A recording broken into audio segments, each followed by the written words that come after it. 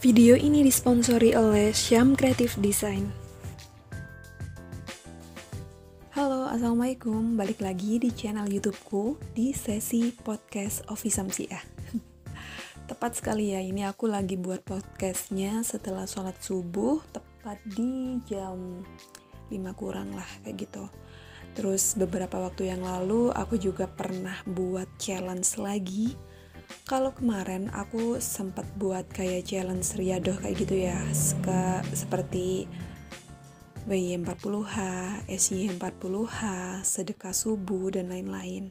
Dan alhamdulillah banyak banget sih teman-teman yang udah ngerasain keajaibannya seperti apa. Terus ada juga yang masih DM, "Kak, kok riadohku kayak nggak jalan kayak gitu ya?" Maksudnya nggak ada yang berubah dalam hidup kayak gitu. Sebenarnya bukan nggak ada yang berubah dalam hidup sih. Kalian mau riadoh aja itu suatu perubahan besar loh. Ya secara kan kalian pertamanya nggak kenal sama riadoh, nggak pernah baca Yasin Waqiah setiap hari. Terus tiba-tiba ada challenge itu, terus kalian ngikut, itu suatu perubahan loh ya sebenarnya. Kalau kalian bisa pahami kayak gitu. Tapi memang untuk doa-doa mungkin belum diijabah karena Allah masih pingin lihat usaha kalian sampai mana sih riadohnya kayak gitu.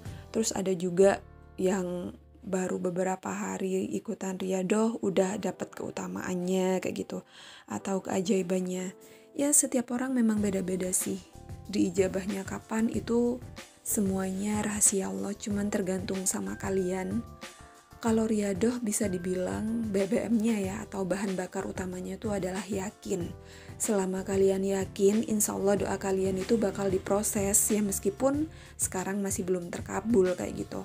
Kalau di awal udah kalian gak yakin, terus selalu tanya-tanya, kok gak ada yang berubah sih, kok gak ada yang berubah sih? Ya mungkin bakalan lama juga, bahkan gak bakal terkabul juga kayak gitu loh. Karena ya Allah kan bisa dibilang memberikan sesuatu itu sesuai dengan apa yang kita yakini. Seperti itu. Nah, seperti judul, hari ini aku bakal share kayak gitu ya. Bukan share ya, mau menginfokan ke kalian. Seperti yang kemarin aku udah pernah buat story, yang ngikutin aku di Instagram mungkin udah ngikut ya jalan challenge ini. Ya, challenge-nya itu adalah sholat on time. Karena apa? Gini loh, aku buat challenge kayak gini tuh bukan buat gaya-gayaan atau buat narik minat kalian buat lihat instastoryku atau nonton YouTubeku kayak gitu ya. Ya karena memang gini loh, aku tuh pingin ada sesuatu yang bermanfaat dari Instagramku, dari YouTubeku. Ya sekarang kan banyak banget sih ya kayak konten-konten yang menurutku sih menarik, cuman menarik belum tentu ada manfaatnya kayak gitu. Nah aku kepingin YouTube sama Instagramku ini ada sesuatu yang menarik tapi bermanfaat juga buat kalian. Beberapa waktu yang lalu aku kan sering ya mantau Telegram grup riadoh kayak gitu ya, meskipun aku jarang banget komen ataupun ngebalesin kayak gitu ya karena memang ada alasan. Aku juga sibuk kayak gitu, bisanya cuma mantau aja. Karena kalau aku ngebales satu chat, itu butuh 5 atau sampai 10 menit per chatnya kayak gitu ya. Untuk mikir terus ngasih solusi dan lain-lain. Dan bayangkan DM yang masuk itu per hari bisa 20-30, itu masih belum di WA, belum di Telegram. Bayangkan kalau aku ngebalesin satu-satu chatnya, itu bakal 1 hari mungkin ya. Terus aku gak bakal ngelakuin hal-hal lain seperti kewajibanku dan lain-lain. Nah, balik ke topik. Kemarin aku pernah baca salah satu curhatan dari grup di Telegram. Nah, dia tuh bilang, "Kak, gimana ya? Aku tuh riadohnya jalan seperti Yasin Waqiah. Itu jalan ya sampai sekarang. Terus sedekah subuhnya juga jalan, sholawatannya juga jalan. Tapi permasalahannya kenapa sholatku tuh masih bolong-bolong? Kayak gitu boleh nggak ya?" Gimana ya? Kalau menurut kalian boleh apa nggak? Nah di sini aku nggak bakal bilang nggak boleh atau boleh. Ya aku serahkan ke kalian ya jawabannya seperti apa. Gini loh, sholat 5 waktu itu kan sholat wajib. Dari wajibnya, kalau seandainya kita melewati satu sholat pun, misal kita dalam perjalanan kayak gitu ya, atau kita memang lagi dalam keadaan yang tidak bisa sholat saat itu harus dikodok kayak gitu loh teman-teman, dari saking wajibnya. Nah sedangkan kalau sholat sunnah, misal duha atau tahajud, kita melewati kayak gitu satu hari, itu kan nggak apa ya, meskipun kita nggak ganti atau nggak mengkodok sholat sunnah tadi tuh nggak masalah kayak gitu ya. Nah dari sini sudah bisa dibayangkan ya betapa wajibnya sholat wajib kita yang 5 waktu itu. Kalau seandainya ya kalian bisa melaksanakan sholat sunnah lainnya, kenapa sholat wajibnya nggak bisa kayak gitu? Kalau menurutku sih itu tergantung, balik lagi ke diri kita kayak gitu ya. Atau bisa jadi kalian itu masih belum aware sama keutamaannya. Kalau sekarang kan banyak banget ya di TikTok, di YouTube, di Instagram, banyak membahas tentang keutamaan baca surat Yasin, Waqiah, sholat sunnah, tahajud, dan sedekah subuh. Sedangkan untuk sholat 5 waktu, aku lihat masih nggak sebanyak apa ya didengungkan kayak gitu ya, seperti sholat sunnah yang lain. Padahal kalau kalian tahu ya keutamaan sholat wajib 5 waktu, dan kalau seandainya kalian bisa on time, kalian tuh bakalan nyesel banget loh ngelewatin atau bahkan nunda-nunda buat sholat 5 waktu di waktu yang bisa dibilang on time lah. Di sini aku mau menganalogikan kayak gini ya, sedekah dan hutang. Nah, kalau sedekah itu kan sunnah, tapi kalau hutang itu wajib. Sampai dari wajibnya hutang itu saat kita meninggal pun kayak gitu ya. Yang namanya hutang harus tetap dibayar oleh keluarganya kayak gitu ya. Entah itu anaknya atau saudaranya atau sanak keluarganya, seperti itu. Itu karena benar-benar wajib, yang namanya hutang benar-benar wajib. Nah sedangkan sedekah, ya meskipun kita nggak sedekah pun ya nggak masalah kayak gitu, nggak bakalan dapat dosa, tapi kita nggak dapat kayak keutamaan atau pahalanya dari sedekah. Nah sama halnya dengan sholat wajib. Karena kenapa dinamakan dengan sholat wajib ya, karena memang benar-benar wajib kayak gitu loh. Kalau seandainya kalian nggak sholat wajib, ya kalian bakalan dosa. Kalau melaksanakan sholat wajib, ya kalian nggak bakalan dosa dan mendapatkan keutamaannya. Sedangkan sholat sunnah, kalau nggak dilaksanakan, itu kita nggak dapat dosa, tapi nggak mendapatkan keutamaannya, seperti itu. Nah di sini hal terpentingnya itu kita harus tahu mana kewajiban dan mana yang sunnah. Dan aku di sini juga nggak bilang ya kalau kalian bolong-bolong sholat wajibnya terus nggak boleh sholat sunnah, enggak. Karena kenapa? Yang namanya sholat wajib itu bukan pilihan, bukan sebuah pilihan mau dilakukan atau enggak kayak gitu ya. Tapi memang benar-benar wajib, dan sholat sunnah pun seperti itu. Nah pertanyaannya sekarang, kalau seandainya kalian bisa melaksanakan sholat sunnah, kenapa sholat wajibnya juga nggak bisa? Kalau kita bisa melakukan dua-duanya, kenapa harus pilih salah satu kayak gitu loh? Kenapa harus pilih sunnahnya, sedangkan wajibnya ditinggalkan? Kalau aku sih ya, mending dua-duanya dong dikerjain, yang wajib dikerjain, yang sunnah juga dikerjain. Intinya yang namanya sholat wajib itu bukan pilihan, tapi memang wajib dilakukan kayak gitu loh ya. Tapi aku yakin banget sih teman-teman pejuang riyadhah di sini bukan sengaja ninggalin sholat wajib, cuman mungkin kurang aware aja, kurang tahu, kurang paham aja apa sih keutamaannya kayak gitu. Aku yakin teman-teman yang ikutan riyadhah di sini salah satu orang yang positive vibe kayak gitu ya, yang pingin ngerubah hidupnya Karena ya kalau semuanya mereka nggak ada keinginan buat ngerubah hidup atau nggak dapat hidayah dari Allah, kan nggak mungkin melaksanakan yang namanya sunnah kayak gitu.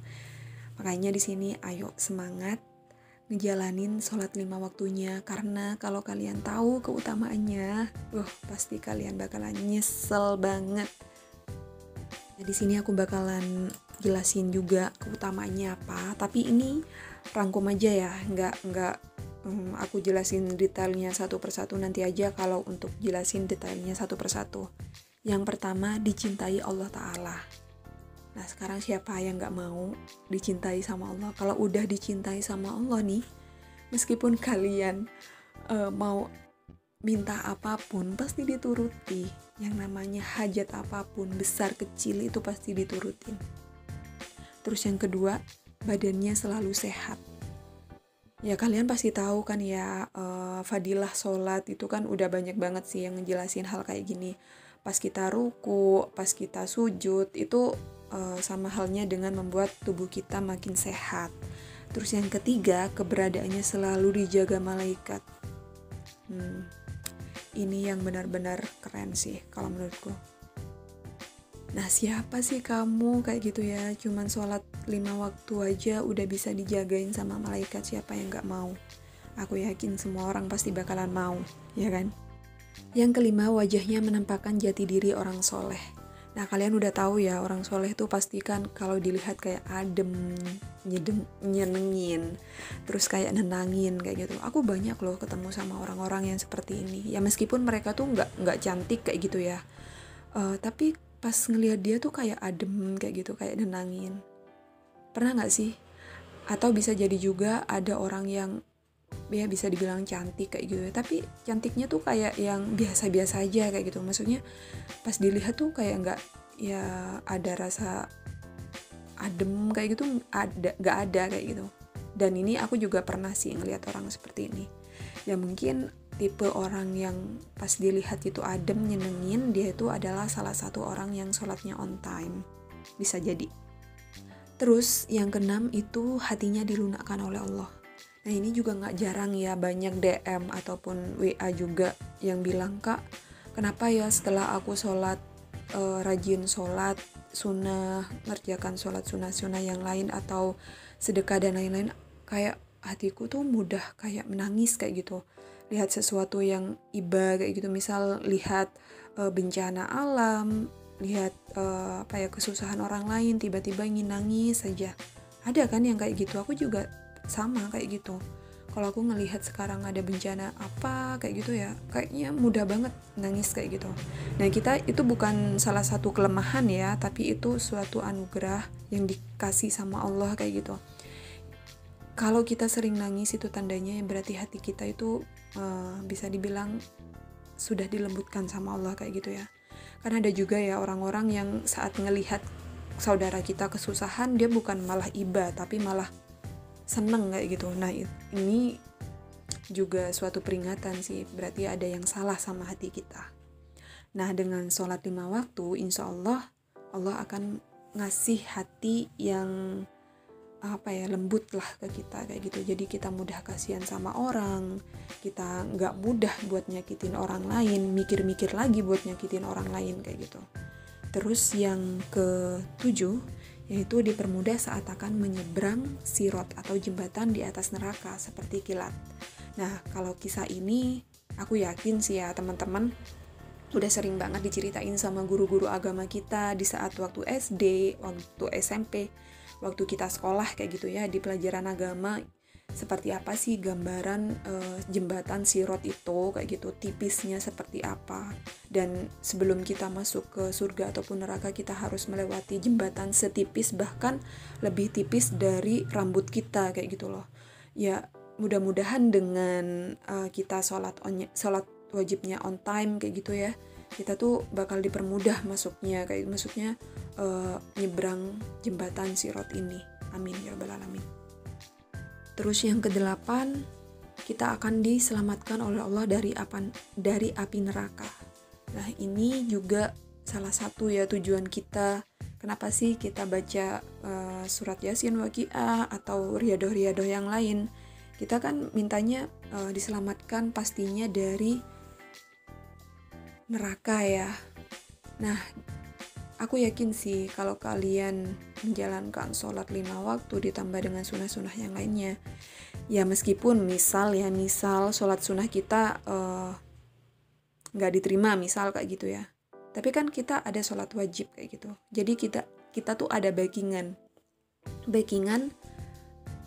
gimana caranya Allah itu nggak nerima, gimana caranya Allah itu tetap bakal terima doa kita kayak gitu ya. Meskipun misal ibadah-ibadah sunnah kita nggak diterima, ya siapa tahu dengan sholat-sholat wajib kita yang khusyuk, yang on time, itu yang bakal diterima. Dan yang ke-9 itu adalah Allah akan menempatkan nanti kita di surga bertetangga dengan orang-orang yang soleh atau orang-orang yang baik kayak gitu ya.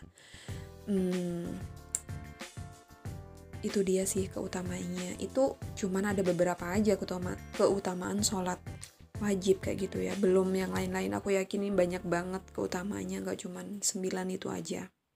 Ya aku harap sih kalian lebih aware aja ya sama sholat wajib kayak gitu. Aku acungi jempol sih buat kalian yang sekarang sudah riadoh. Riadohnya sukses untuk WI40H, isi 40H, sedekah subuh. Aku yakin kalian juga pasti bisa ngelakuin atau ngejalanin sholat wajib on time. Nah, karena itu juga alasanku buat challenge ya kemarin sholat wajib on time itu untuk ngelihat cara challenge-nya seperti apa. Bisa kalian langsung aja ya lihat di Instagramku, di situ udah aku buat cover highlight-nya khusus judulnya on time. Kalian bisa lihat ya formatnya nanti seperti apa dan lain-lain. Dan itu bisa juga dijadiin bahan evaluasi kalian nanti. Nah itu aja sih ya podcast kali ini. Maaf kalau seandainya podcastnya masih nggak fokus kayak gitu. Nanti aku buat yang lebih jelas lagi tentang sholat wajib on time ini, biar kita lebih aware lagi, biar kita lebih semangat lagi untuk ngejalanin sholat 5 waktu, biar ada motivasi juga ngejalanin sholat-sholat wajib ini. Karena memang ini benar-benar keutamanya tuh the best banget sih menurut aku. Aku alhamdulillah ya, meskipun kemarin-kemarin sempat bukan bolong sih ya. Alhamdulillah kalau bolong aku itu selalu mengusahakan dimanapun aku berada kayak gitu. Ya meskipun kalau seandainya kelewat aku berusaha untuk mengkodoknya. Permasalahannya mungkin aku sering nunda-nunda sholat sih itu. Nah makanya dengan adanya challenge sholat waktu on time, semoga kebiasaan itu udah nggak ada lagi. Dan aku pas buat podcast ini itu udah berjalan 5 hari untuk challenge-nya. Dan buat kalian yang mau ikutan bisa langsung aja ya lihat caranya seperti apa challenge-nya, dan dimulai hari ini, jangan ditunda-tunda. Dan aku alhamdulillah selama challenge ini baru 2 kali yang kegap nunda sholat kayak gitu, yaitu sholat isya. Karena memang alasannya memang benar-benar alasannya memang masuk di akal sih. Yang pertama karena di hari pertama aku udah bolong sholat isya, bukan bolong ya, menunda sholat isya itu karena pas hari Selasa memang ada acara tahlil rutin ya, tahlil dan istighosah rutin ibu-ibu RT di lingkungan rumahku ini. Ya dimulainya setelah maghrib sampai 7:30, yang otomatis aku sholat isyanya nggak bisa on time, dan itu setiap hari Selasa. Dan yang kedua kemarin malam aku tuh lagi ada di jalan kayak gitu pas waktu isya, jadinya aku sholatnya 7:30 isyanya itu. Ya aku harap kedepannya nggak ada lagi seperti itu. Jadi aku bisa evaluasi apa sih yang salah kayak gitu ya. Kenapa sih aku selalu nunda sholat. Nah buat kalian juga semoga dengan adanya challenge ini kalian makin semangat. Oke, kita ketemu lagi di podcast berikutnya. Wassalamualaikum.